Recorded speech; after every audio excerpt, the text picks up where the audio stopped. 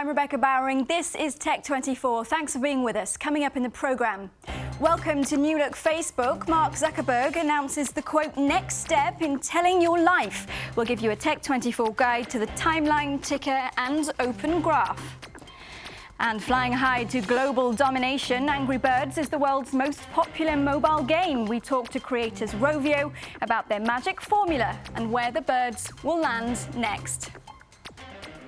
Facebook's been getting an extreme makeover. This week, CEO Mark Zuckerberg at the annual conference, the F8 of Facebook, announced dramatic changes to the social network. How's that been going down with Facebook's now 800 million users? Eric Olander from France24.com is with me in the studio to talk about it. What is this radical facelift for Facebook? Well, it is a radical facelift. It is 800 million people now. In fact, he announced one other statistic that was really incredible. 500 million people on a single day logged on to Facebook. So Facebook's momentum is obviously, uninterrupted now. Big gamble that the company's taking now with this overhaul. So on the one hand, we'll talk about the good things. It's a lot prettier. So you have this scrapbook look and feel, and it makes it much easier to go back in your timeline so that accessing old information is now much easier.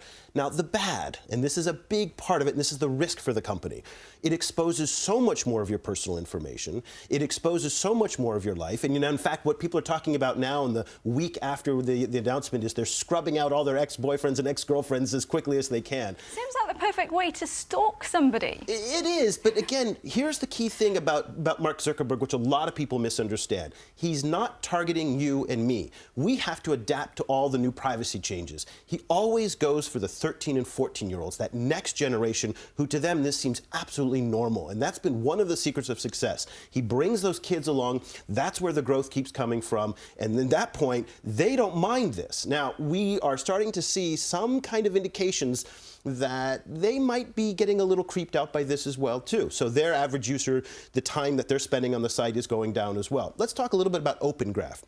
Open Graph is this link between these applications and Facebook. So, for example, Spotify, Netflix, cooking apps, running apps. It will start adding all this information in what they call the ticker, which is on the far right. So if you and I are friends, which we are, I'll see that when you start running in Parc Monceau, it'll say Rebecca is running in Parc Monceau. Rebecca is listening to this song on Spotify. That happens automatically. That happens automatically. And here's the catch. Once you agree to let Open Graph access this information once, it will forever keep flowing that information in. So there's a lot more information coming in. So there is a privacy backlash as a result of that? Possibly, but again, remember, 13 and 14-year-olds look at this differently. The other risk here is that it's information overload. On the one hand, I like to find out what you're doing, but I don't necessarily want to hear you doing everything on your life. Multiply that by 300 or 400 people in your circle. It could potentially be a lot of data to manage. Thanks very much for that, Eric. Now, we all know the story of Facebook, of course, a student experiment at Harvard University that's now become the world's most well-used social network. Mark Zuckerberg is the 14th wealthiest man in the United States, but not all entrepreneurs strike gold. An estimated 90% of startups founder within the first year. Why is that, and how can we learn from our mistakes? Well, I went along to the first ever FailCon here in Paris to find out.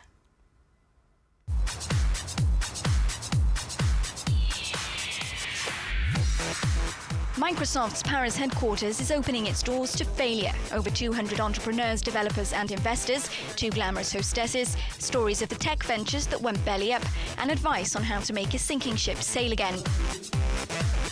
FailCon was born amid some controversy in San Francisco. Organizers want to strip failure of its stigma. This really is what we need to be talking about, and it really is, what are those early stage mistakes that you make, and how can you recover from them? Because if you keep saying that you're never failing, you're certainly failing. The Paris FailCon is the first held overseas. Delegates say perceptions of failure can vary according to culture. In France, people are scared of failing, and it's really a source of embarrassment and shame. It's a source of shame, and in the United States, we're not scared of failing. We take risks, and in taking risks, sometimes we fail. I think it's a very European thing. So failure is just seen as something bad. So if you try to do something and you fail, you're not congratulated for trying to do something. Aged just 19, Portuguese entrepreneur Ricardo Souza has already tasted failure. He says he now knows the importance of hiring the right people. Bruno Van Rib admits his biggest mistake cost him dear. Avonquest lost $1 million when their family internet product sold just 10 copies. But he says now is a good time to launch a startup in France. The French environment is not as business friendly as it can be in the US. But today, compared to 20 years ago, it is far better. Don't give up.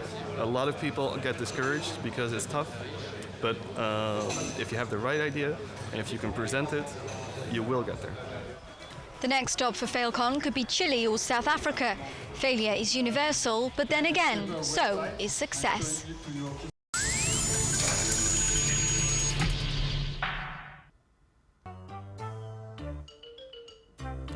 This is the trailer for the world's most popular video game application. Angry Birds has been downloaded over 350 million times. And to tell us more about the phenomenon, I'm pleased to welcome Julien Fourgeat from Rovio, France, to the studio. Thanks for being with us and for bringing along King Pig here. Now, what is it about Angry Birds that's captured the popular imagination? So one of the things is the fact that we've focused on everybody. We didn't just try to focus on a certain niche category of people. So we made characters that really tell a story. And of course that story is still to be told. We've only shared a small part of it. But it really captures the people. It's like, why do these birds don't have any wings? Why don't they have any legs? What's their purpose? What are they there for? And why are the pigs green? So all these kind of questions are there in order to make people curious. And of course, the mechanics of the game are really simple. Somebody really famous said one day that, you know, more is less. It's perfection is not when you can add something, but when you can't remove anything anymore. And for us, it's simple. There's a slingshot motion, just a swipe, and that's it. And it's a surreal world that's spilled over into the real world. It's sort of burst outside of the video game format. Where is it going next? Are you aiming for world domination? Well, the pigs might be, and you might as the king pig. But we're definitely looking at bringing the dream to as many people as possible. And a lot of fans have had access to the games worldwide, but I think more of them are eager to learn about the product and do a lot more things with it. But there's even this theme park, isn't there, in China that's sprung up? So the theme park just sprung up by itself. We have nothing to do with it, and we could have been really pissed off about it and kind of, you know, call the lawyers and send a cease and desist in China.